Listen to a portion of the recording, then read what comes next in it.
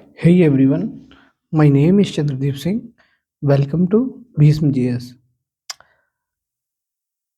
हम पार्ट्स देख चुके थे पिछली क्लासेस में पॉलिटी की। हम सारे भाग देख चुके थे, पीछे का कवर कर चुके थे। आज हम सिर्फ और सिर्फ अनुसूचियाँ देखेंगे। ठीक है, तो स्टार्ट करते हैं आज की क्लास। अगर आपको क्लास अच्छी लगे तो लाइक और सब्सक्राइब कीजिएगा और अपने फ्रेंड्स को शेयर ज़रूर कीजिएगा क्लासेस, जिससे कि यूपीएससी की कोई भी तैयारी कर रहा हो तो उसको रिवीजन हो जाए। एक प्रकार से रिवीजन क्लास समझ लीजिए, जो कि आपको एक आराम वे में एक धीमे से पढ़ाई जा रही है। और दूसरा, जो भी ये सेक्शन पढ़ाया जा रहा है, अगर आपको लग रहा है कि बहुत स्लो चल रहा है तो अपने यूट्यूब पे स्पीड बढ़ाकर देख लीजिएगा। चलिए हम क्लास शुरू करते हैं। आज भारतीय संविधान की अनुसूचियां पढ़ेंगे, जो कि हेडिंग डाल दूं मैं।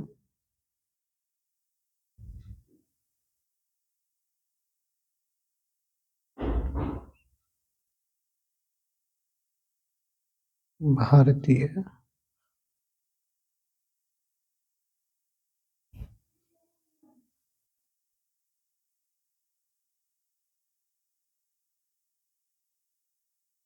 संविधान की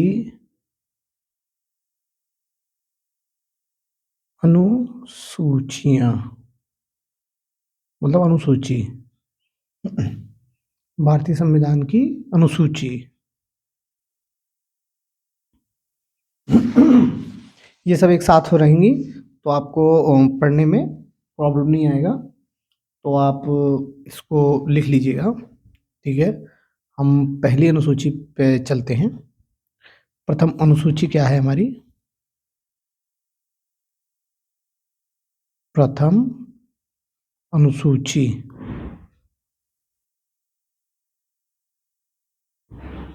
देखिए, आप अपनी राय ज़रूर दिया कीजिए कि मुझे कुछ और भी करना चाहिए कि नहीं, क्योंकि मैं अकेला हूँ।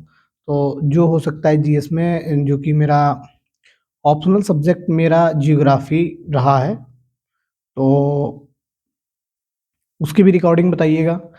फिलहाल मैंने क्लासेस सारी अपलोड कर दी थी फिजिकल जियोग्राफी की, और आप प्लेलिस्ट में देख जरूर लीजिएगा, क्योंकि फिजिकल जियोग्राफी बहुत अच्छे से कवर की गई है, तो आपको एग्जामिनेशन में बहुत हेल्प करेगी। ठीक है, तो पहला शेड्यूल क्या है? अनुसूची को हम लोग शेड्यूल कहते हैं। ठीक है, कुछ लोग अंग्रेजी माध्यम से होंगे तो वो भी लिख लें।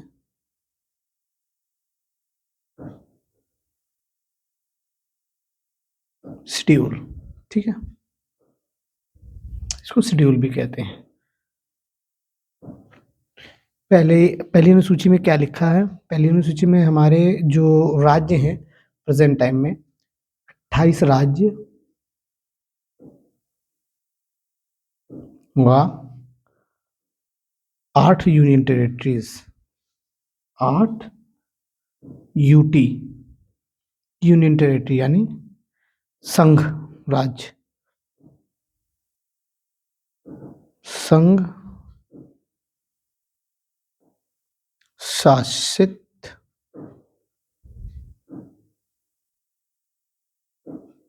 शासित राज्य। ठीक, 8 है। ठीक, ये पहले में लिखा हुआ है। एक आपको इंफॉर्मेशन बता दूं, नोट करके लिख लीजिएगा, जैसे कुछ लोग को नहीं पता हो तो लिख लें नोट करके, कि जो हमारे देश की राजधानी दिल्ली है, उसको 69वां कॉन्स्टिट्यूशन अमेंडमेंट एक्ट 1991 में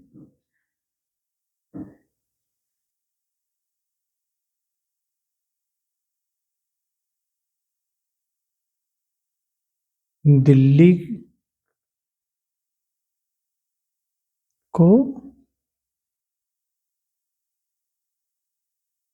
भारत की, या ब्रैकेट में नीचे लिख लीजिएगा, यहाँ पे लिख देता हूँ, ब्रैकेट में राष्ट्रीय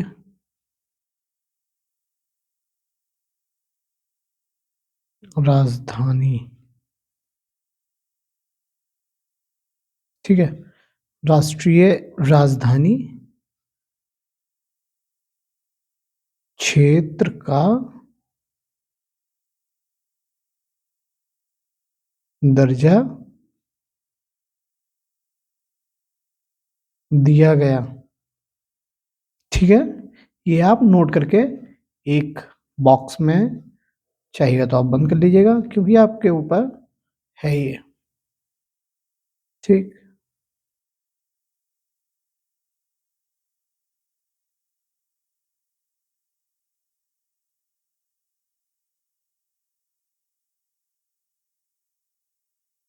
ठीक, ये हो गया। चलिए दूसरा लिखते हैं। दूसरी अनुसूची में क्या है, जो हमारी सेकंड अनुसूची है उसमें सबके वेतन दिए गए हैं, वेतन भत्ते।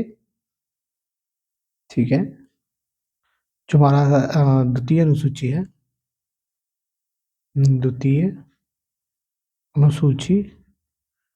ठीक है, मैं इतना लिख रहा हूँ, बाकी आप अनुसूची समझ लीजिएगा क्योंकि क्लास लंबी हो जा रही है। जो भी पदाधिकारी उनका वेतन, ठीक, उनका वेतन दिया गया, सैलरी, एम्प्लॉयज की सैलरी जो भी, जैसे प्रेसिडेंट्स हो गए, और प्रेसिडेंट हो गए, गवर्नर हो गए स्टेट के, बाकी सबकी सैलरियां दी गई हैं। लिख लीजिए, जैसे देखिए, राजस्व, राज्य व्यवस्था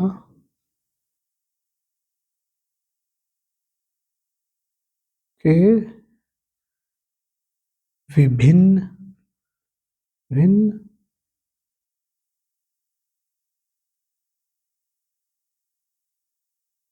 पदाधिकारियों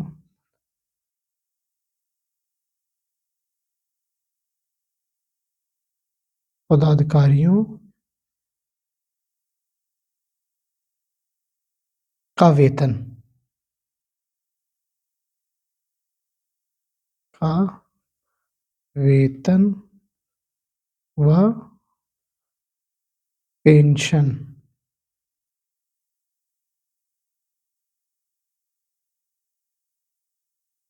ठीक है दिया गया है। ठीक है, कौन कौन से पदाधिकारी हैं एक बार लिख लीजिए आप। ठीक है, पहले लिखिए राष्ट्रपति जी होंगे हमारे,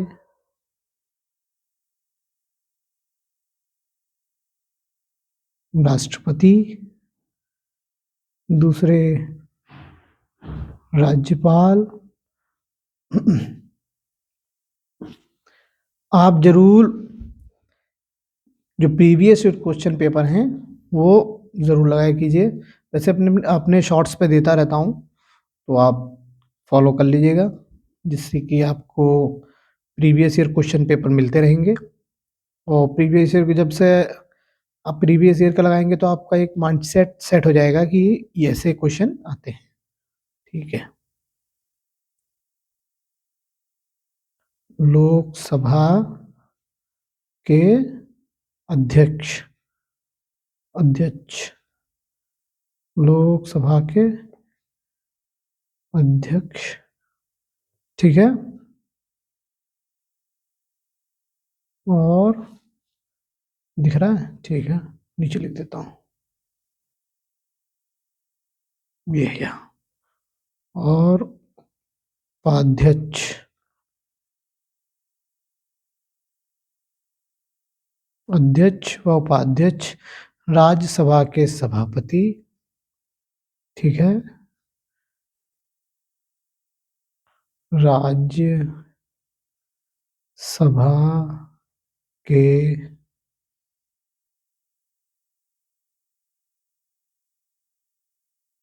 सभापति, राज्यसभा के सभापति एवं,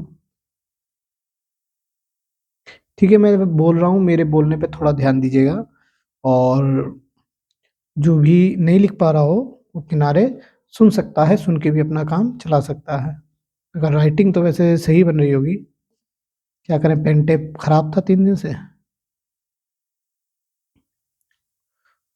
सभापति एवं उपसभापति।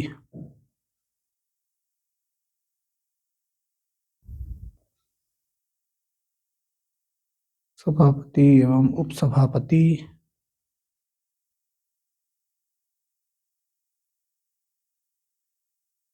विधानसभा। और आप लिख के जरूर प्रैक्टिस करते रहिए। विधानसभा के, ठीक है, लिख के जरूर आप प्रैक्टिस करते रहा कीजिए, जितना आप लिखेंगे उतना याद होगा। मैं भी चाहूँ तो इस पे स्लाइड चला सकता हूँ, मगर स्लाइड चलाने से कोई फायदा नहीं जब तक लिखा ना जाए।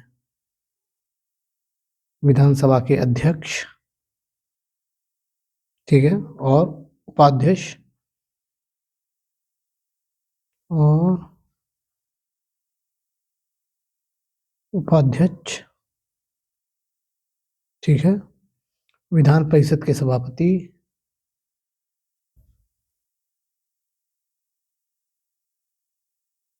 विधान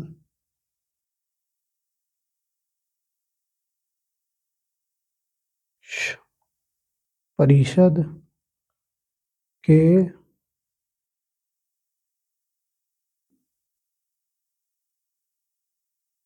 सभापति एवं उप सभापति, ठीक है, उपसभापति, हाई कोर्ट, रुक जाओ, सुप्रीम कोर्ट व हाई कोर्ट के जो जज होंगे, न्यायाधीश बोल लीजिए, न्यायाधीशों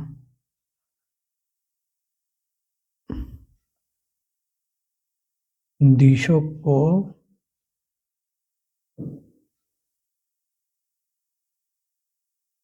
और,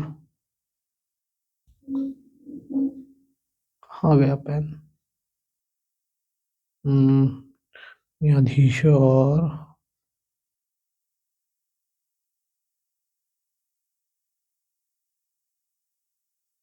बस इतनी लिखिए, न्यायाधीशों, बस इतना बहुत है, ठीक है। नीचे चाहिए तो नियंत्रक महालेखा बढ़ा लीजिए, बस, और कोई ज़रूरत नहीं है। ये तो बहुत लंबा होते जा रहा है, नहीं। महालेखा, ठीक है।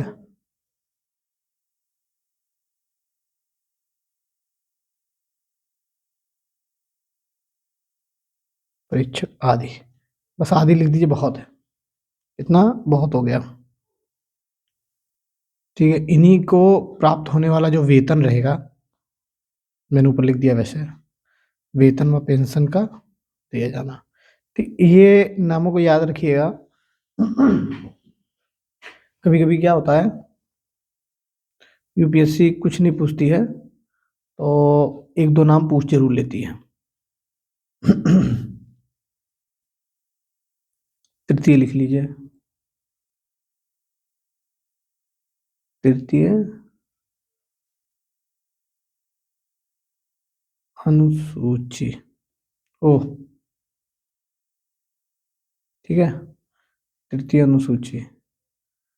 देखिए, इसमें क्या है, जो पदाधिकारी होंगे उनके द्वारा जो ग्रहण के समय पर जो जो शपथ होगी, ओथ, जो भी ओथ ली जाएगी, जैसे कि हमारे प्रधानमंत्री जी ओथ लेते हैं, राष्ट्रपति जी ओथ लेते हैं, उनको कौन ओथ दिलाएगा, मतलब शपथ कौन दिलाएगा, उसका प्रावधान इसमें है।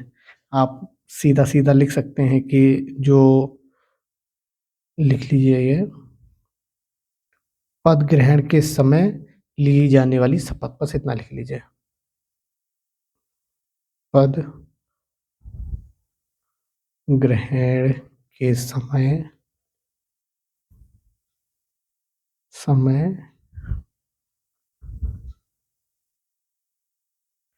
ली जाने वाली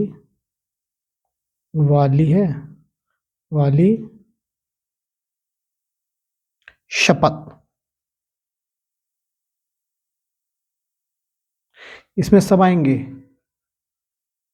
राष्ट्रपति आएंगे, सुप्रीम कोर्ट, हाई कोर्ट, मंत्री, पीएम, इसके अंदर सब आएंगे। जो जो शपथ ली जाती है वो सब लोग इसके अंदर आएंगे। अब हम चौथी की तरफ मूव करते हैं।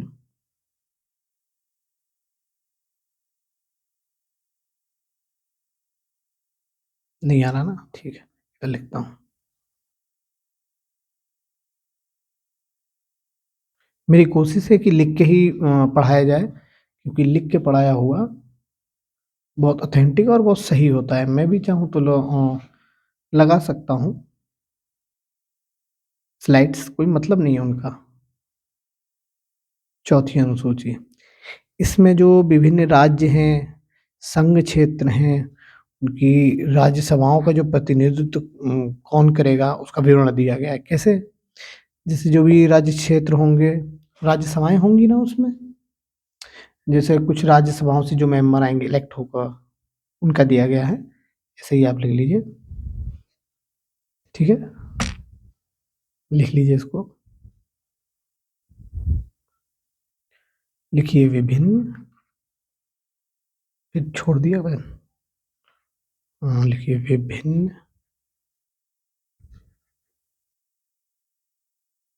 विभिन्न राज्यों तथा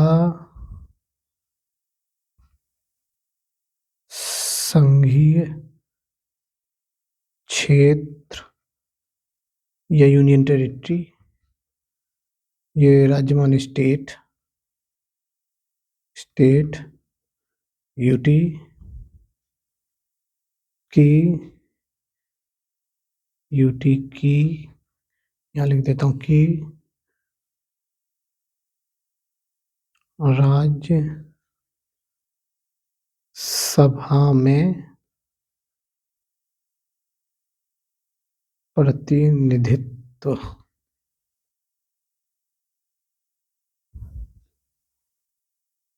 का विवरण, ठीक है,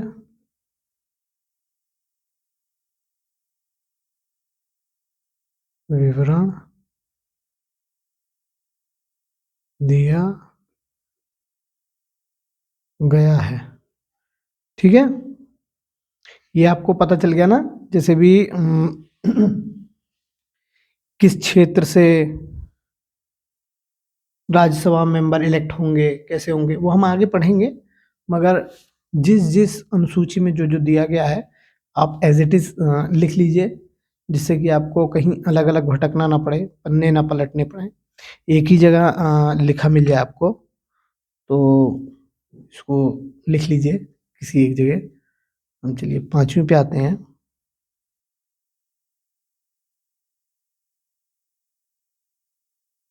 पांचवी दिख रहा है ना, अनुसूची। इसमें जो SC STs के जो क्षेत्र हैं और जो उन्होंने जो STs जो भी वन में रहते हैं, उनका जो क्षेत्र है उनको कवर किए रहने की जो उनकी शक्ति है वो दी गई है।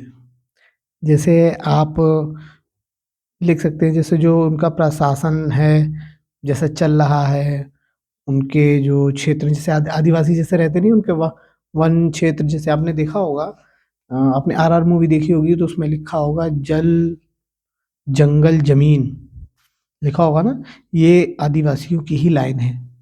ठीक है, तो उनके प्रोटेक्शन के लिए ये पांचवा अनुसूची बनाई गई थी।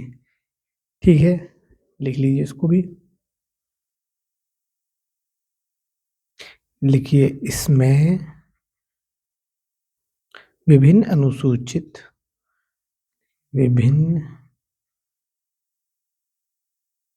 भिन्न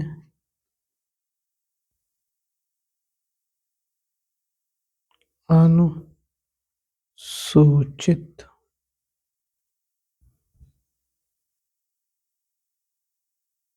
क्षेत्रों और अनुसूचित नहीं आया ना, और चलो यहां से लिख देता हूं, और अब आ रहा है, ठीक है। अनुसूचित, ठीक है, अनुसूचित जनजाति, एसटी, जनजाति,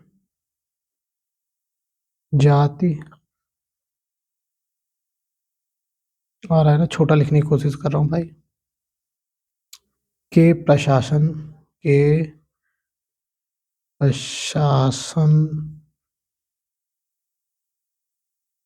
और नियंत्रण के नियंत्रण के बारे में उल्लेख उल्लेख उल्लेख लिखा है, ठीक है, क्योंकि एक ही पेज में लाना था तो मैंने लिख दिया है, फिलहाल लिख लीजिए इसको।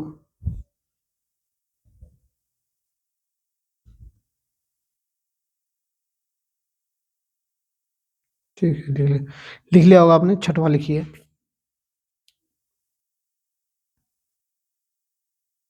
छठी अनुसूची, छठी लिखा है, ये ऐसे है। इसमें असम, मेघालय, त्रिपुरा और मिजोरम राज्य के जो जनजाति क्षेत्र हैं उनके प्रशासन के बारे में प्रावधान किया गया है। जैसे अभी पीसीएस में 2018 में भी, हाँ 2018 में एक क्वेश्चन आया था, उसमें पूछा गया था कि छठवीं अनुसूची में किस राज्य क्षेत्र को रखा नहीं गया है, ठीक है। उसमें 4 ऑप्शन भी दिए थे, जैसे उसमें लिखा था असम, मेघालय, त्रिपुरा और मणिपुर, ये लिखा हुआ था, और तो उसमें आंसर नहीं था मणिपुर। इसको हम लोग इस तरह भी याद कर सकते हैं, एटीएम में मनी नहीं। छठवीं अनुसूची को याद रखिएगा, ये थोड़ी इंपॉर्टेंट है। लिखिए, असम, मेघालय,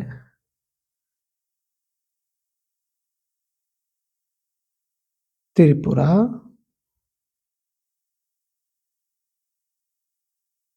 और मिजोरम, ठीक, मिजोरम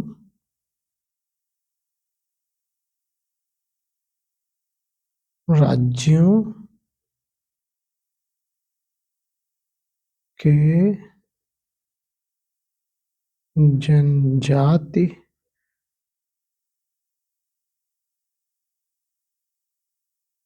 क्षेत्रों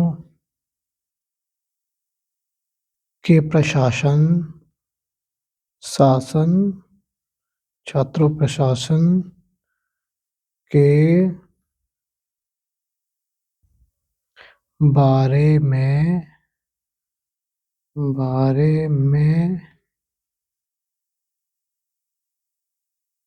प्रावधान है। कैसे है? इसको हम याद कैसे करेंगे? देखिए, लिखेंगे एटीएम में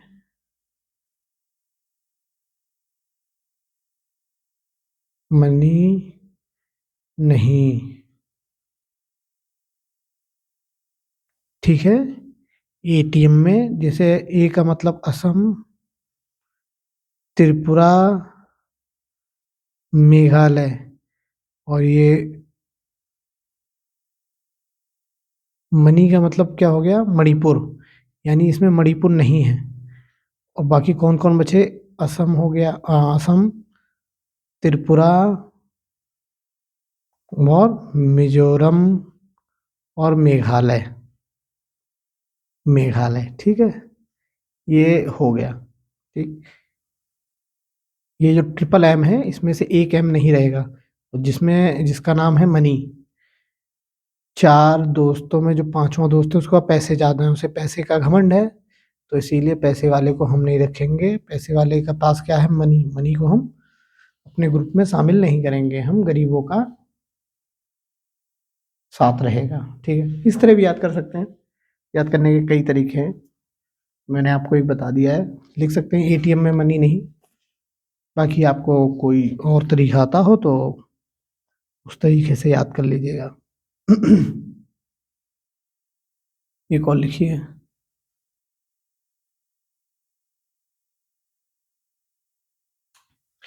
जो सातवीं अनुसूची आपकी है, ठीक है, चित्रों के द्वारा बनाई गई है। इसको आप इस तरह लिख सकते हैं। जो केंद्र की शक्तियां हैं और राज्यों की शक्तियों का जो बीच में विवादन, वो जो विभाजन हुआ है, विभाजन मतलब अलग अलग डिवाइडेशन हुआ है, उसके बारे में सातवीं अनुसूची में दिया गया है। जैसे तीन है: संघ सूची, राज्य सूची और समवर्ती सूची। हम इनको एक साथ देखेंगे, ठीक है, विभाजन देखेंगे। पहले तो डाल लीजिए सातवीं अनुसूची, ठीक है, ये आप लिख लीजिए।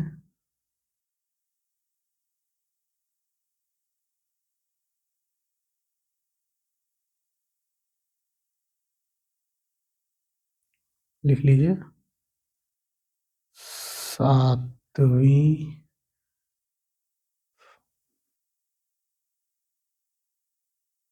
अनुसूची, ठीक है, ये ऐसे करके लिख लीजिए। इसमें तीन इस तरह बना लीजिएगा।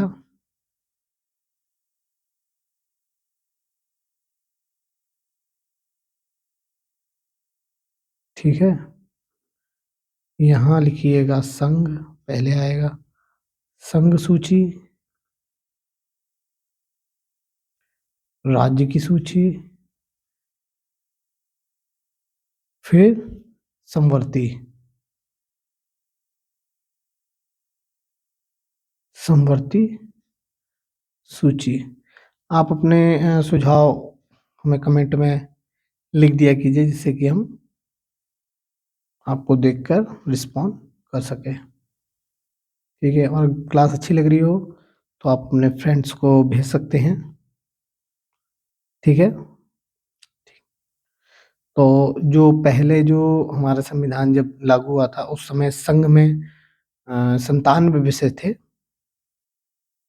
97 विषय थे जो मूल संविधान में। लिख लीजिए मूल संविधान। मूल संविधान से लेकर बात करेंगे। मूल संविधान में कितने विषय थे हमारे? इसमें 97 विषय थे। और वर्तमान वर्तमान में कितने हैं हमारे पास? 98 विषय हैं संघ में। ठीक है, यही दूसरी तरफ राज्य के उसमें लिखेंगे। राज्य में कितने थे मूल संविधान में? 66। ठीक है, प्रेजेंट टाइम में कितने हैं? 61। ठीक है, ये आसानी से एक फ्लोट चार्ट बना लीजिए जिससे कि आपको दिक्कत ना हो। ये सबसे अच्छी चीज़ है, बना लेंगे तो। इसमें कितने थे? 47 थे मूल संविधान में। देखिए मैंने यहाँ पे लिख दिया है, मूल संविधान में कितने थे? 47। वर्तमान में कितने हैं? 52। जो 52 है मतलब पाँच। पाँच कौन कौन से जोड़े गए हैं ये भी लिख लीजिए, जिससे कि आपको पता रहे पाँच कौन कौन से हैं। पहला लिखिएगा पाँच का मतलब पाँच है। पहला तो है 1, पहला वन, वन के बारे में अब दोनों मिलके सोचेंगे। राज्य और संघ, इनमें दोनों की सहमति ज़रूरी होती है, क्योंकि क्षेत्र राज्य देता है और वनों का संरक्षण भी राज्य को करना पड़ता है। बिल संघ पास करता है और उसके उत्थान के लिए जो भी हो सकता है, जो भी पैसा होता है, वो सेंट्रल ज़्यादा से ज़्यादा प्रोवाइड कराने की कोशिश करता है। जब वन्य है तो वन्य के अंदर क्या चाहिए? जीव, यानी वन्य जीव। सेकंड क्या लाया गया? वन्य जीव। तीसरा, अगर जैसे कहीं 1 किलो यहाँ पे 100 ग्राम का है तो हर जगह 100 ग्राम का होना चाहिए। नापतोल की इकाई सेम की गई। तीसरा क्या होगा? नापतोल।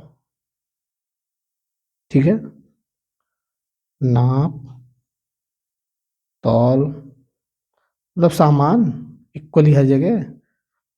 इनकी इकाइयाँ जो होंगी, नापतोल की इकाइयाँ, मिटा दूँ है ना, सही नहीं लग रहा है।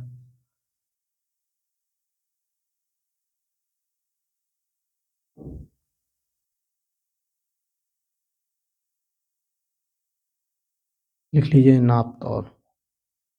नाप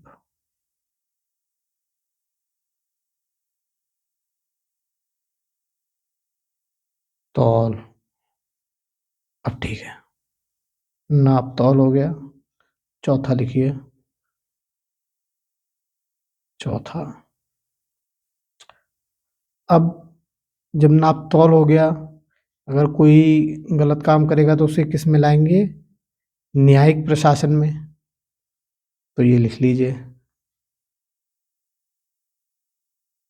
न्यायिक प्रशासन। हर जगह एक जैसा शासन होगा, क्योंकि हमारा से क्षेत्र काफी बड़ा है। पांचवा, जो हम भाई इस समय शिक्षा को बहुत प्रमोट कर रहे हैं, ये गवर्नमेंट भी बहुत प्रमोट कर रही है, तो इसलिए हम इसको भी समवर्ती सूची में लाने के, हर एक छोटे से बच्चे को शिक्षा मिल सके। ठीक है, ये आपके सारे हो गए। ठीक है, आप 7वीं अनुसूची पहुंच गए हैं। हमारी अनुसूचियां कितनी है? 12 है ना, याद रखिएगा। हमारी 12 अनुसूचियां हैं। लिख इसलिए दिया हूं कि कुछ लोग कंफ्यूज ना हो जाए। ठीक है, मैं आपको पीडीएफ भी दे सकता हूं, मगर आप बेहतर होगा कि आप अपने हाथों से ही लिखें। तो उससे अच्छा नोट्स आपको कहीं मिलेगा भी नहीं, उससे अच्छा नोट्स कोई होता भी नहीं है। ठीक है, 8वीं अनुसूची में आप लिखेंगे जो हम भाषाएं जो होंगी हमारी। ठीक है, राष्ट्रीय भाषाएं मतलब जो बोली जाती होंगी, जिनको मान्यता मिल गई है, भाषाओं को रखा जाएगा 8वीं अनुसूची में। 8वीं अनुसूची, इसमें क्या होगा? 8वीं अनुसूची में जो हमारा मूल संविधान है, मूल संविधान, उसमें 14 भाषाओं का उल्लेख है। 14 भाषाओं का उल्लेख है मूल संविधान में। जो वर्तमान में कितनी भाषाएं हमारे पास? 22 भाषाएं हैं। कितनी भाषाएं हैं? 22 भाषाएं हैं। तो कितनी लैंग्वेज बढ़ी? 6, 4, 10, 8, 8 बढ़ी। 8 बढ़ी तो उनका वो भी तो होना चाहिए नाम। ठीक है, लिखिए, लिख लीजिए कौन कौन संविधान। देखो, 21वां संविधान संशोधन से 21वां जो संविधान संशोधन से सिंधी को बढ़ाया गया था। 21वां संविधान संशोधन अधिनियम लिख लिए, पूरा लिख लिए। जो अधिनियम 1967 सिंधी, ठीक है, ठीक है। अब 71वां संविधान संशोधन होगा, यहीं पे लिख लीजिए।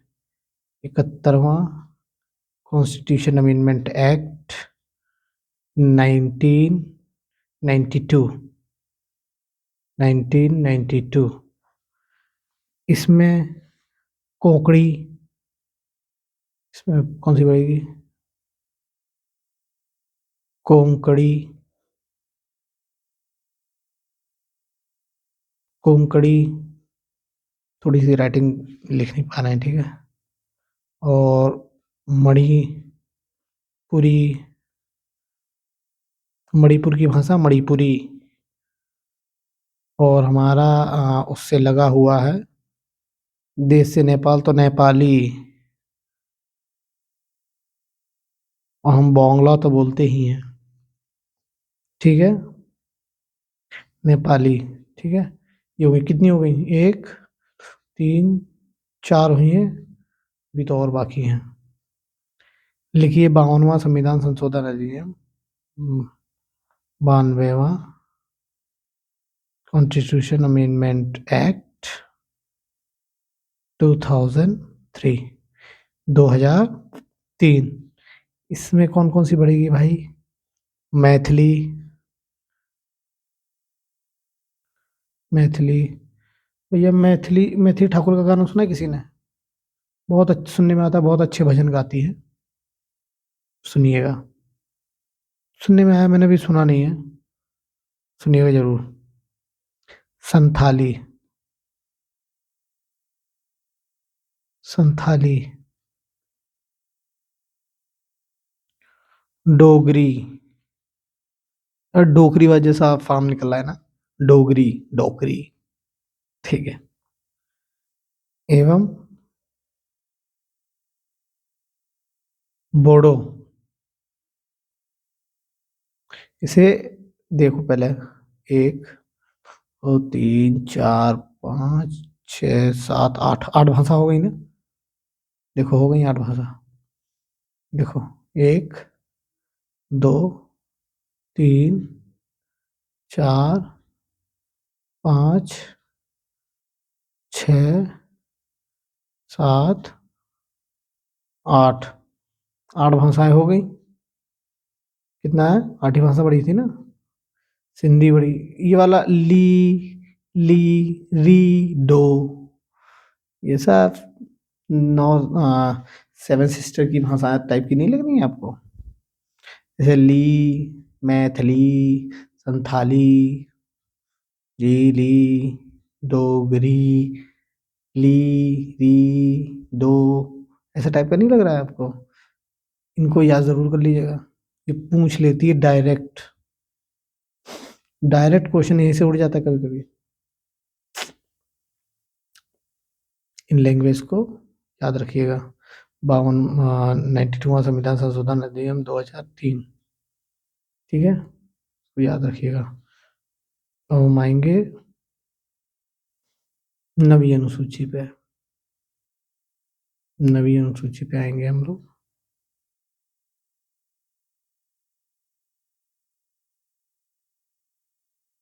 9वीं अनुसूची, 9वीं अनुसूची पे आएंगे। जरा पानी पी लूं।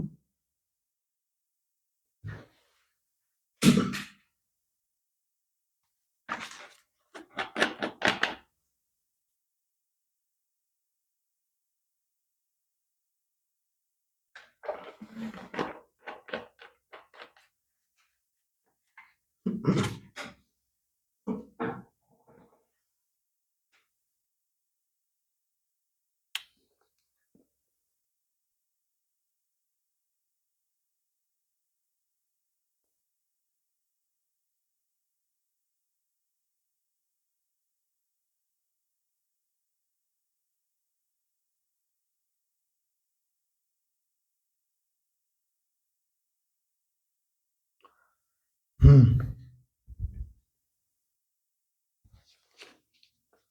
नवी अनुसूची जो भी आपके लैंड के मामले हैं, संपत्ति का मामला है, अधिग्रहण का मामला है, उसे इसमें बताया गया है 1951 के द्वारा। इसको पहले तो मौलिक अधिकार माना जाता था संपत्ति के अधिकारों को, तो इसको हटा दिया गया, फिर 300 ए में जोड़ दिया गया था। ठीक है, इसके बारे में भी कुछ प्रावधान दिए गए हैं। ठीक, इसको आप एज इट इज चाहे तो लिख लीजिए। Validation of the act and the regulations, certain regulations. ठीक है, ये इंग्लिश में था, हम हिंदी माध्यम में भी बता दें। ठीक है, कहाँ गया ये रहा पेन। हाँ, लिखिए, संविधान में यह संविधान में यह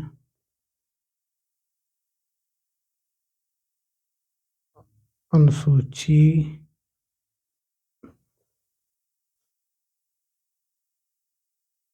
प्रथम संविधान संशोधन, एज इट इज लिख लीजिएगा। ठीक है, संविधान संशोधन अधिनियम, कॉन्स्टिट्यूशन अमेंडमेंट एक्ट समझ लीजिएगा, जो मैं शॉर्ट फॉर्म में लिख रहा था वही मैंने इसमें बड़ा लिखवा दिया है। 1951 के द्वारा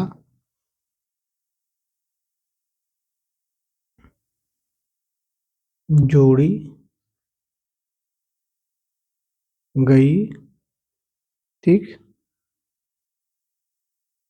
इसके अंतर्गत इसके अंतर्गत राज्य द्वारा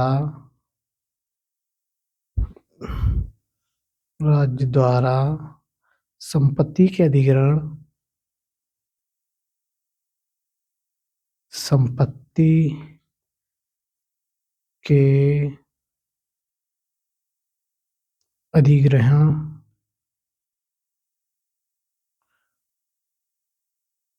की विधियों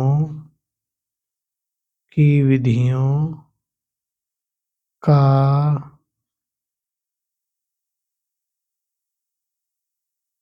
उल्लेख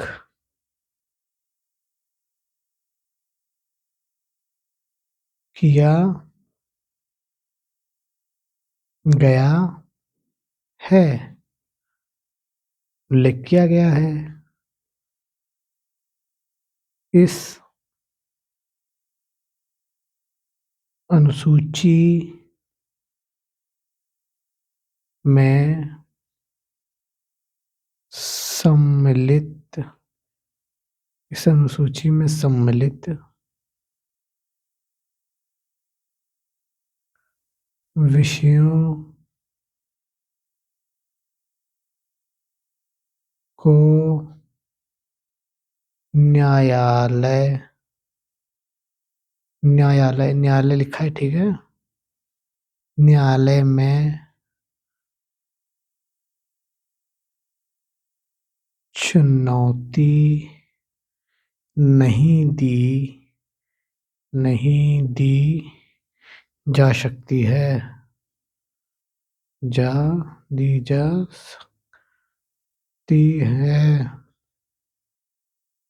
ठीक है, वर्तमान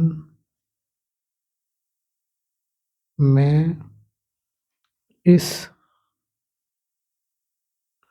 अनुसूची में 284 अधिनियम, 284 क्या है, अधिनियम है वर्तमान में।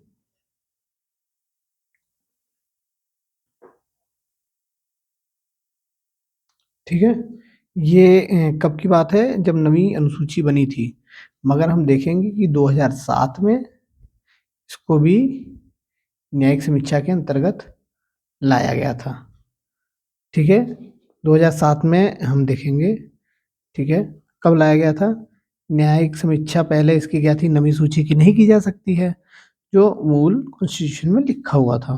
ठीक है, जो अब क्या होगा, 11 जनवरी, कहाँ गया, नोट करके लिख लीजिए। ठीक है,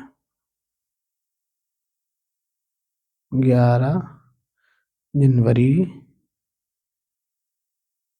2007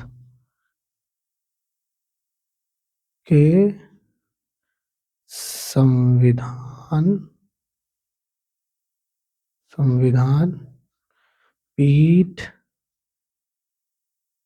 पीठ है, पीठ के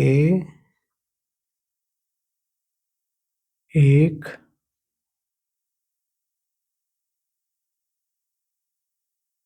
निर्णय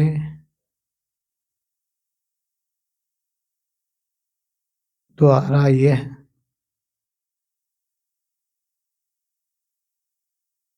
स्थापित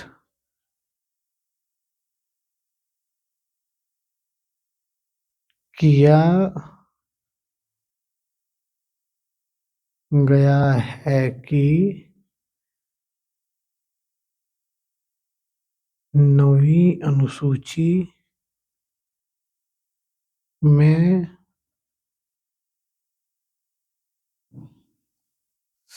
सम्मिलित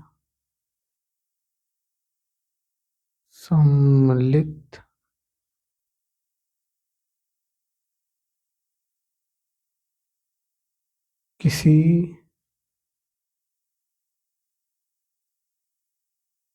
भी कानून को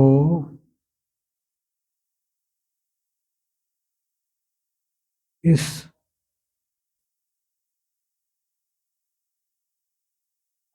आधार पर चुनौती दी जा सकती है कि वह मौलिक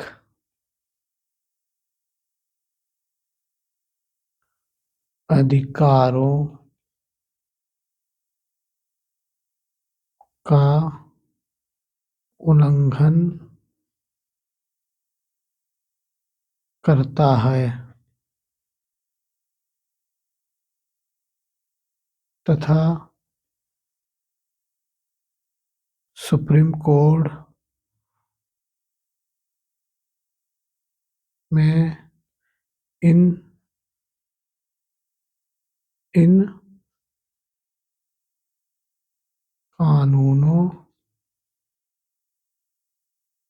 की समीक्षा कर सकता है।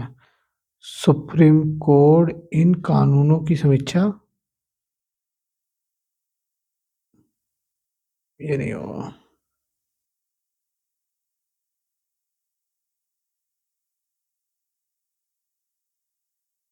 सुप्रीम कोर्ट इन कानूनों की समीक्षा समीक्षा समीक्षा कर सकता है। ठीक है, आपने भी लिखा पीछे कि जो 1951 के द्वारा जो जोड़ा गया था कि इसमें कोई भी जो चुनौती है इसमें से किसी आर्टिकल को सुप्रीम कोर्ट में नहीं दी जाएगी। तो इसमें क्या 11 जनवरी 2007 को क्या होता है कि एक सुप्रीम कोर्ट का वर्डिक आता है कि अब नवी अनुसूची में आने वाला जो भी अधिकार है, ठीक है, उनको न्यायिक समीक्षा में लाया जाएगा, क्योंकि कोई भी अगर फंडामेंटल राइट्स को खंडित करेंगे या उल्लंघन करेंगे उसका, तो उसकी समीक्षा कौन करेगा? Supreme court. तो इसका भी मालिक कौन होगा? Supreme court. ठीक है ना? इतनी बात समझ में आ गई? इसको लिख लीजिएगा, क्योंकि लिखवाने का ये कारण था कि आपको ये पता चल जाए, पता होना बहुत ज़रूरी था। ठीक है, अकेला होने की वजह से सब चीज़ें थोड़ा स्लो हो रही हैं। ठीक है, 10वीं अनुसूची लिख लीजिए। 10वीं अनुसूची, यह संविधान में 52वां संशोधन अधिनियम 1985 के द्वारा जोड़ी गई थी।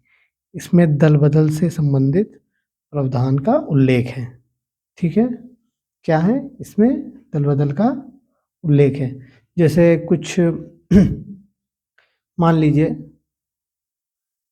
ये 10वीं अनुसूची में क्या हुआ था, ये 52वां संविधान कॉन्स्टिट्यूशन अमेंडमेंट एक्ट 1985 के द्वारा, ठीक है,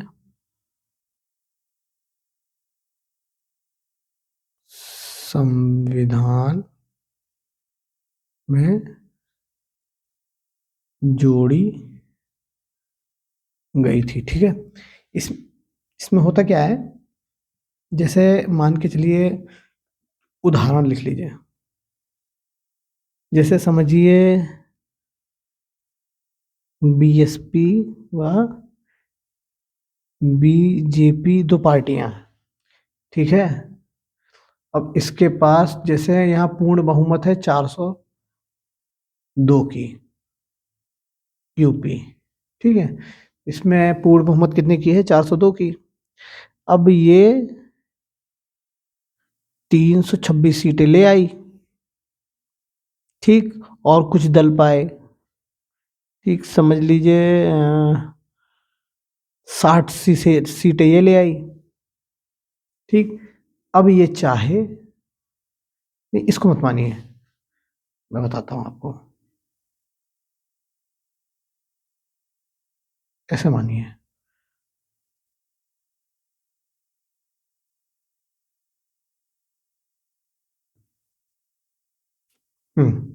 ऐसे मानिए 209 सीटें ये ले आई, ठीक है। ये समझ लीजिए 191 समझ लीजिए, 191 सीटें ये लेकर आई बीएसपी। तो अब क्या होगा, जैसे इसकी बहुत पास में है, ये आधे से अधिक वोट पा गई, मतलब 51% वोट पा गई है। सरकार किसकी बनेगी? बीजेपी की। पहले क्या होता था कि इसमें से अब चल रहा है, अभी भी यही चल रहा है, भाजपा गवर्नमेंट क्या करती है, एम पूरे पूरे एमएलए एमपीओ को खरीद लेती है। जैसे कि आपने महाराष्ट्र में देखा है, सरकार किससे बनी? विधायकों से। विधायकों से बनी तो क्या हुआ, विधायक अगर कुछ विधायक इसमें चले गए, तो अभी तो प्रेजेंट टाइम में गवर्नमेंट किसकी है? बीजेपी की। अगर इसमें से 12 विधायक चले जाएं, इसमें 12 विधायक जुड़ जाएं, 12 विधायक जुड़ जाएं और इसके 12 विधायक कम हो जाएं, ठीक है, ये आंकड़ा क्या हो जाएगा? 3 300 203 203 हो जाएगा इसका आंकड़ा। एक 203 हो जाएगा आंकड़ा इसका। इसमें से जब 12 घटेंगे तो 7, 9, 197 हो जाएगा। तो इसके पास कोई भी इशू वो नहीं है, अथॉरिटी के अब ये गवर्नमेंट में रहे। अब गवर्नमेंट कौन बनाएगा? बीएसपी गवर्नमेंट बनाएगी 203 विधायक लेके। ठीक है, जैसा आपने महाराष्ट्र में देखा, बिहार में देखा। बिहार में क्या हुआ? नीतीश कुमार ने पार्टी बदल ली, ठीक है, जेडीयू की तरफ चला गया आरजेडी से, और भाजपा को छोड़ दिया। वहां भाजपा की गवर्नमेंट गिर गई। ठीक है, नीतीश कुमार ने भाजपा की गवर्नमेंट गिरा दी। एक नाथ शिंदे ने भाजपा की गवर्नमेंट महाराष्ट्र में बना दी। ठीक है, उन्होंने क्या किया? कुछ विधायक लेके वो उसमें चले गए। अगर ये जो बल्क में विधायक जा रहे हैं, देखिए 12, 50 ऐसे विधायक जाएंगे, तो इन पे दल बदल का कानून नहीं लगेगा। ये दल बदल का है, दल कानून 10वीं अनुसूची है, दल बदल कानून। ठीक है, इन पे दल बदल कानून नहीं लगेगा अगर ये बल्क में जाते हैं। अगर ये एक एक करके जाएंगे, एक एक करके जाएंगे, तो पार्टी इन पे क्या लगा देगी? दल बदल का कानून लगा देगी, जिससे इनकी जो विधायिका है, विधायक जो ये विधायक है बने रहेंगे, इनकी विधायिका खत्म हो जाएगी, इनको पद से हटा दिया जाएगा।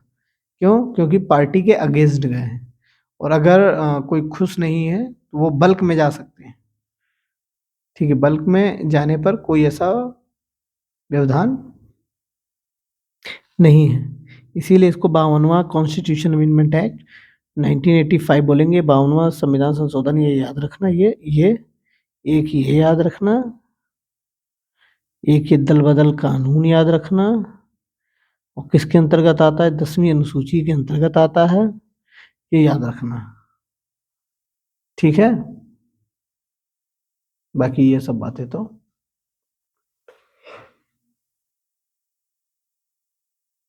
दूर की हैं। चलिए ठीक है, लिखिए 10वां संविधान संशोधन हो गया, लिखिए 11वां अनुसूची, 11वीं अनुसूची। इस अनुसूची में क्या किया गया? जो पंचायती राज की संस्थाएं, उनको के कार्य हैं, उनके जो विषय हैं, उनको बताया गया है। ये आप बोल सकते हैं कि गांधीवादी विचारधारा से मेल खाती है, क्योंकि वो ये चाहते थे कि संविधान में पंचायतों को भी स्थान मिले। ठीक है, पंचायती स्तर पे वो हर चीज करना चाहते थे। इसको इंदिरा गांधी ने भी इम्प्लीमेंट किया था। चलिए लिख लीजिए 11वां संविधान, 11वीं अनुसूची। ठीक है, ये अनुसूची संविधान के, लिखिए 73वां कॉन्स्टिट्यूशन अमेंडमेंट एक्ट 1993 में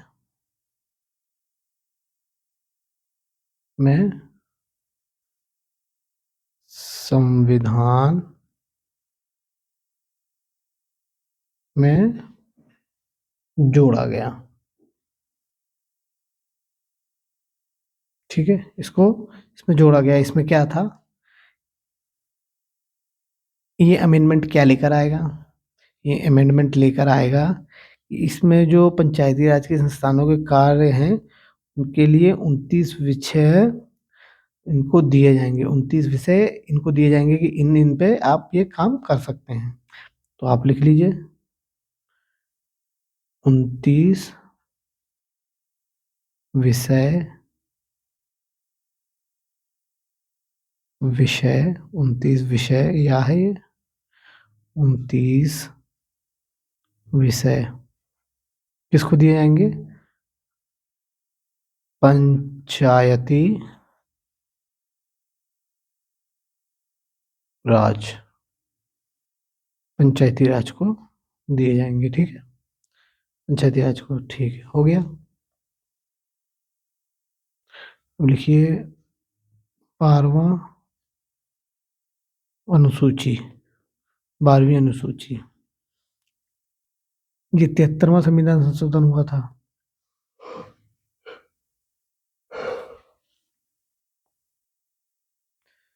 ये 74वां संविधान संशोधन होगा। 74वां संविधान संशोधन अधिनियम 1993 में ही ये होगा। Constitution amendment act 1993। ठीक है, इसमें होगा। इसके द्वारा जो शहरी क्षेत्र की स्थानीय जो शौचालय, नगर, आपने नगर पालिका देखी होगी, जो आपके यहाँ से कूड़ा वूड़ा आती है ना, कहती है कूड़े वाला आया घर से कचरा निकाल, ये इसी के ऊपर है। ठीक है, इसमें जो शहरी क्षेत्र की जो स्थानीय स्वशासन है, इस संस्थाओं को कार्य करने के लिए 18 विषय, इसमें नगर पालिका का वो है, लिख सकते हैं आप।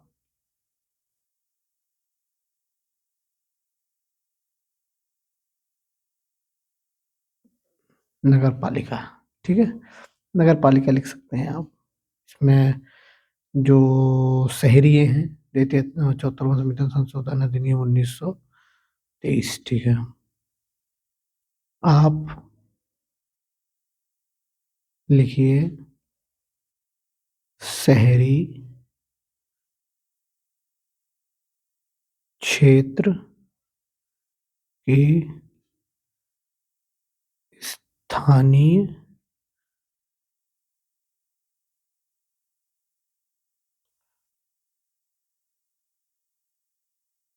स्वशासन, स्थानीय स्वशासन, ठीक है, कहाँ गया, नगर पालिका।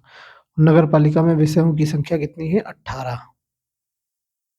18 विषय इनको दिए गए हैं। तो आज हमने क्या क्या देखा, आज हम लोगों ने क्या क्या देखा, सारी अनुसूचियां हम लोग देख चुके हैं। ठीक है, अब आप इन अनुसूचियों को क्या करेंगे, अनुसूचियों को इनको पढ़ेंगे, बार बार पढ़ेंगे, जिससे कि आपका रिवीजन हो जाए, रिवाइज हो जाए, क्योंकि इन कुछ कुछ कभी कभी अनुसूचियां ही पूछ ली जाती हैं। ठीक है, इनका पता होना बहुत ज़रूरी है। तो मैं आपको, आप कहिए तो आपको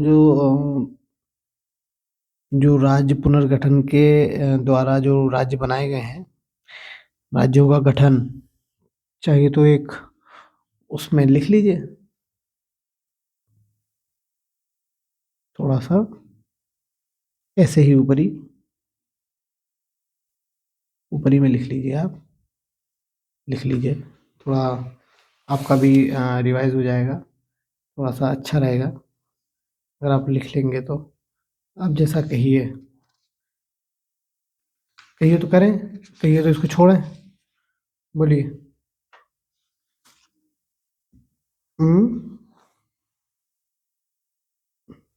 चलिए कर लेते हैं।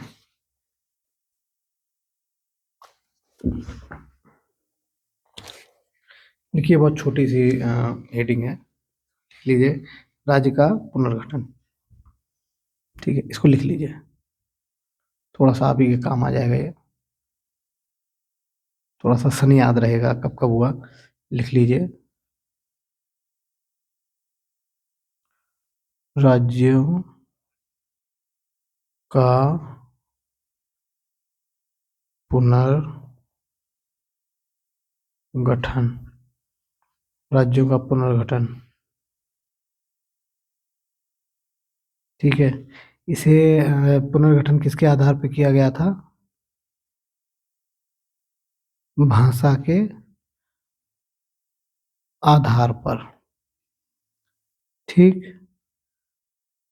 उस समय संविधान सभा के अध्यक्ष कौन थे, डॉक्टर राजेंद्र प्रसाद जी ने इसे इलाहाबाद हाई कोर्ट के अवकाश प्राप्त न्यायाधीश एस के धर की अध्यक्षता में एक 4 सदस्यीय आयोग की नियुक्ति की थी।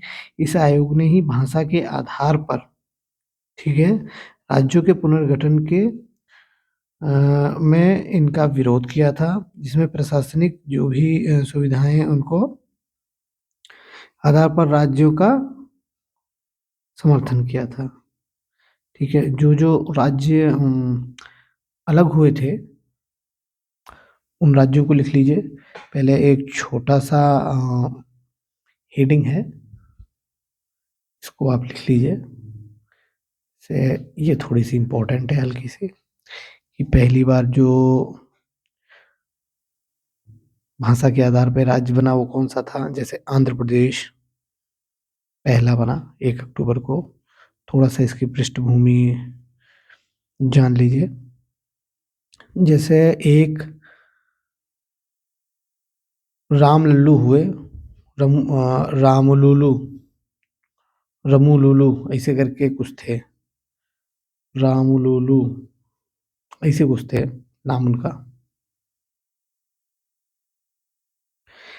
सीतारामैया ने की समिति में जब रिपोर्ट दी गई मद्रास को, तो तेलुगु भाषियों ने पेटिली की नेतृत्व के आंदोलन में एक रामलुलू थे, रामलुलू के नेतृत्व में आंदोलन प्रारंभ कर दिया उन्होंने। 58 दिन के आमरण अनशन से 15 दिसंबर 1952 को रमुलुलू की मृत्यु हो जाती है। जरा नाम लिख दूं यार, ठीक है, रामू रामू लुल्लू, राम लुल्लू, ठीक है, ये राम लुल्लू को जान लो।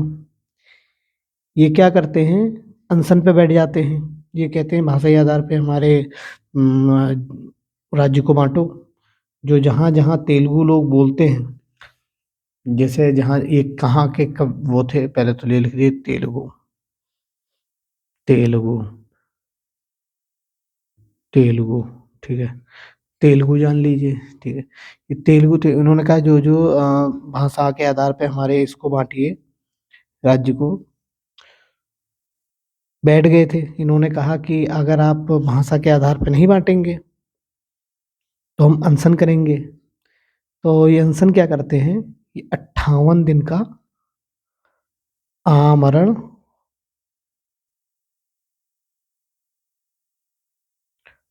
अनशन, आमरण अनशन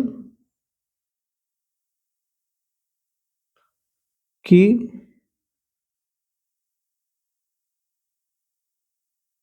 आमरण अनशन की घोषणा करते हैं। आमरण अनशन की घोषणा करते हैं। ये आमरण अनशन कितने दिन चलता है, 58 दिन।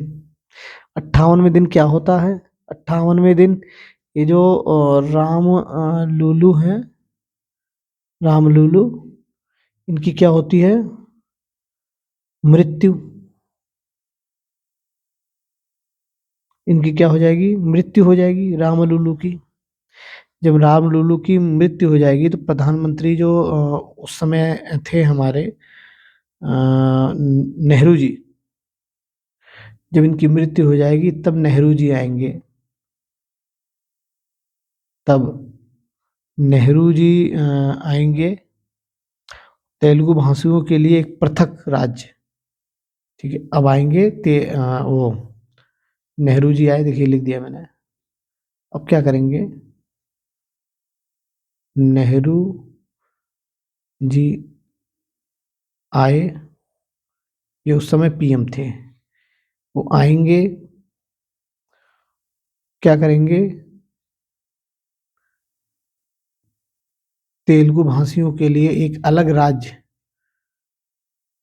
आंध्र प्रदेश, आंध्र प्रदेश की घोषणा कर देंगे। आंध्र प्रदेश की घोषणा कर देंगे। ठीक है, ठीक, आंध्र प्रदेश की घोषणा कर दी इन्होंने, आंध्र प्रदेश की घोषणा कर दी। ठीक है, अब कब कब बना ये बना 1 अक्टूबर 1953 में। और इनकी मौत कब हुई? मौत कब हुई थी उनकी, राममुलुक की? 15 दिसंबर 1952 में। 1 साल लमसम लग गया बनने में, राज्य को 1 साल लग गया, मगर उनकी बात को माना गया। ठीक है, अब घोषणा तो हो गई, और ये बन गया 53 में। अब क्या होगा? इसकी राजधानी भाई होनी चाहिए आंध्रा की, आंध्रा की राजधानी, आंध्रा की राजधानी करनूल बनाई गई थी कुछ दिन के लिए, करनूल थी। ठीक है, यहाँ तक आप लोग समझ गए होंगे। ठीक है, इसको हम कहते हैं, इसका नाम है, देखिए, राज्य पुनर्गठन अधिनियम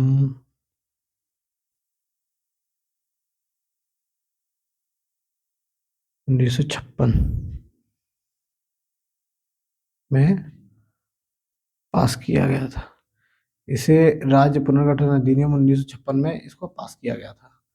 चलिए, एक नए सिरे से हम सारे उनकी वो जानेंगे कि कब कब आए थे, कैसे थे। अब पहले तो हम आंध्र प्रदेश ही लिखेंगे। आंध्र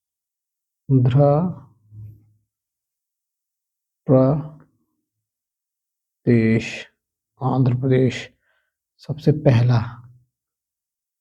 ठीक है, कब होगा? 1 अक्टूबर 1900, 1 अक्टूबर 1993 में पहला हो गया। आ गया पेन? हाँ। दूसरा लिखिए, महाराष्ट्र, महाराष्ट्र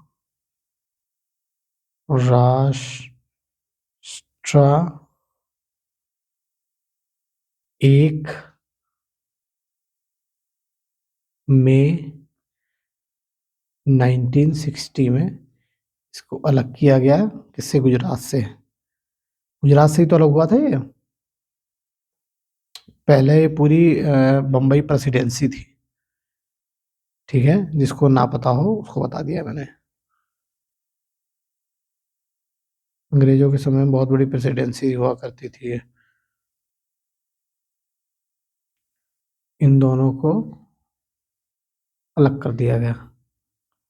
ठीक है, चौथा लिखिए, नागालैंड।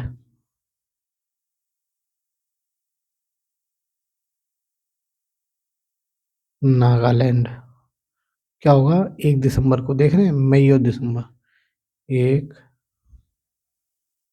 दिसंबर 1963 को ये नया राज्य बना। फिर पांचवा देखिए, हरियाणा।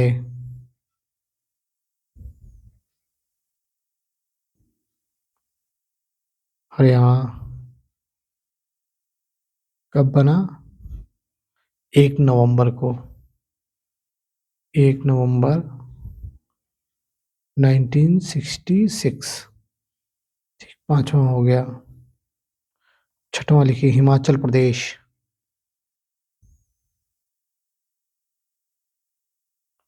हिमाचल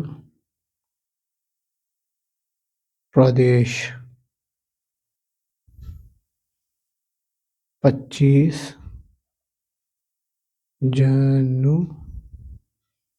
जनवरी 1971। हिमाचल प्रदेश बना।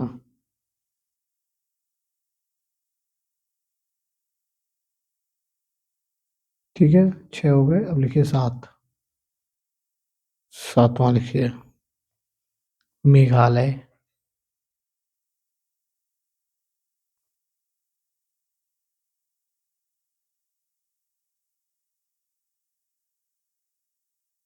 मेघालय। ठीक है, 21 जनवरी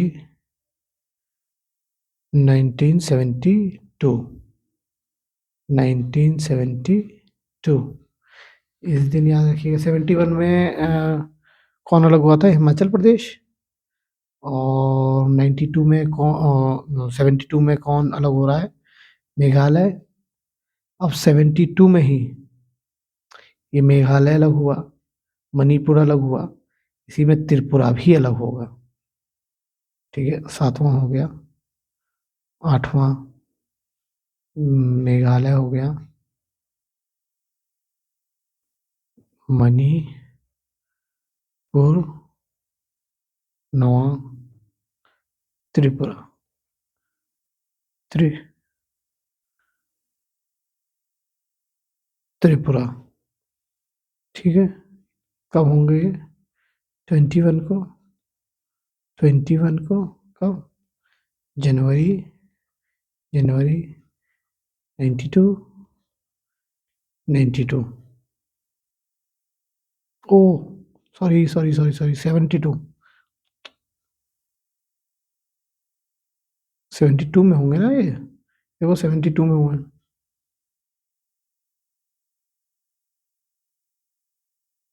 72। 72। 72 में हुए ना ये सब असम का पार्ट थे, सब असम से टूट गए। ठीक है, अब देखिए, एक नया राज्य हमारा मेहमान आएगा जुड़ने के लिए। कौन? सिक्किम। ठीक है, कब आएगा? ठीक है, इनको कब दर्जा मिलेगा? अप्रैल में। कौन सी अप्रैल को? 26 अप्रैल को। कब?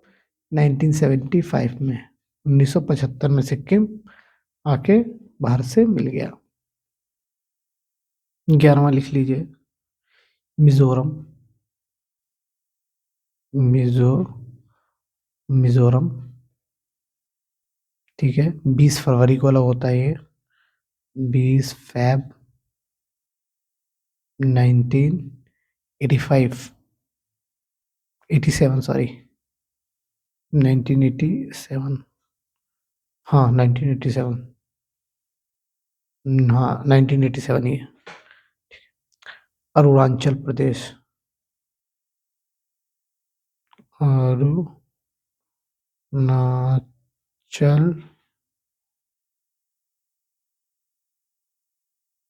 प्रदेश, ये कब अलग होगा? 20 फैब 1987। ठीक है, अलग हो गया। अब लिखिए 13वां। 13वां लिखिए, गोवा। गोवा को कब हम राज्य का दर्जा देंगे? मई में। 30 मई। 30 मई 1987। ठीक है, आपने देखा ना, 20 फरवरी तक हम अरुणाचल और मिजोरम को मना रहे थे, फिर गोवा में पूर्ण राज्य बना दिया हमने गोवा को 30 मई 1987 को। अब हम लेकर आएंगे छत्तीसगढ़। कहाँ गया यार पेन? ये रहा। 14 देखिए, 14।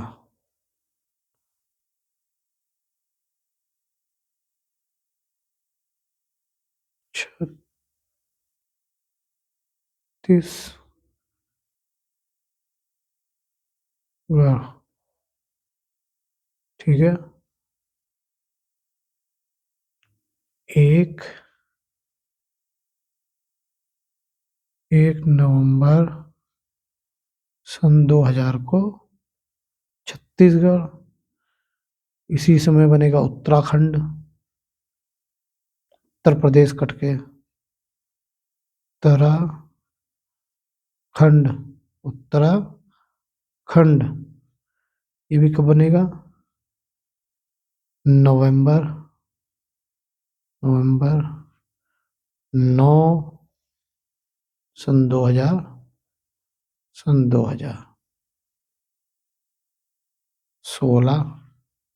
उत्तराखंड हो गया, झारखंड हो गया, झारखंड, झारखंड,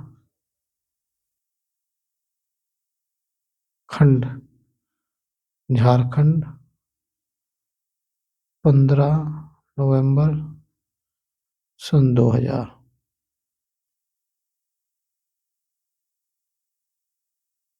17 तेलंगाना,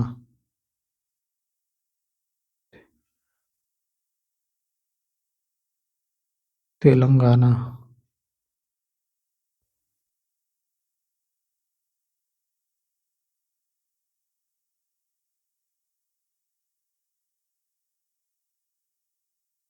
जून, 2 जून 2014, तेलंगाना 2014। ठीक है,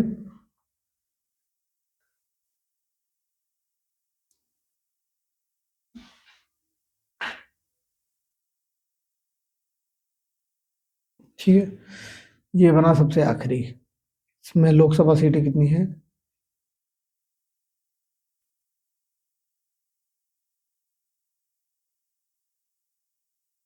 आप ढूंढ कर आप बताएंगे, अब आप हमें कुछ आप भी तो कीजिए। ठीक है,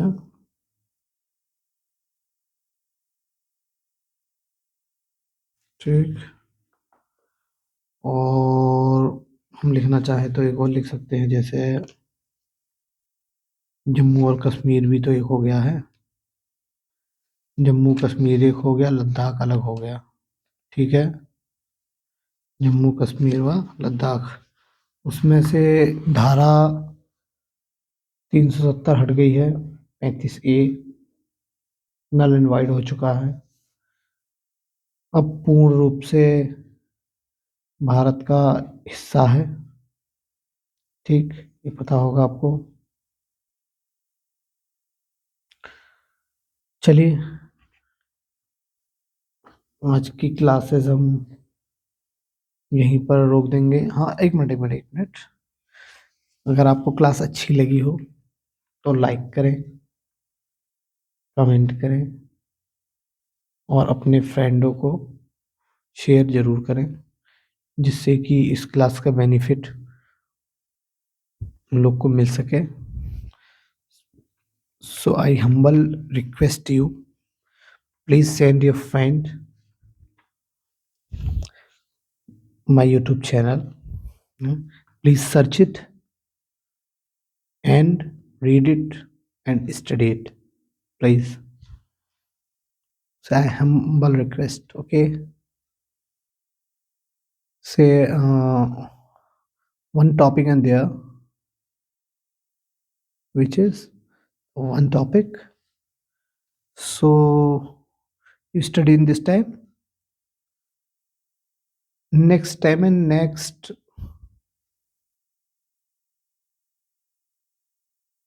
this time I finished there. Okay, 1 2 3 4 5 6 7 8। अच्छा, एक काम करते हैं हम लोग, जो दक्षिणी क्षेत्र, पश्चिमी क्षेत्र और ये जो रेलवे आप देखते हैं ना, पूरब मध्य रेलवे या ये रेलवे या मध्य रेलवे या उत्तरी क्षेत्र, ये सब जो आप देखते हैं, इनको लिखवाऊं क्या? इसको वैसे लिखवाने का कोई ज़रूरत तो है नहीं, एक बार शायद पूछा गया था, फिर उसके बाद शायद गवर्नमेंट ने पूछा नहीं। ठीक है, अब हम डायरेक्ट मौलिक अधिकार से शुरू करेंगे। ठीक है, फंडामेंटल राइट से, जो हमारा एफआर है, फंडामेंटल राइट से शुरू करेंगे। तो प्लीज़ नेक्स्ट क्लास ज़रूर देखिएगा, जिससे आपको आगे का सब समझ में आएगा। ठीक है, तो ये क्लास हमारी हमेशा हर दूसरे दिन पे होती है। इसलिए क्लास आपको अच्छी लगी हो तो लाइक कमेंट एंड शेयर कीजिएगा, अपने फ्रेंड को भेजिएगा। बस यही गुरु दक्षिणा है। और थैंक यू फॉर वॉच।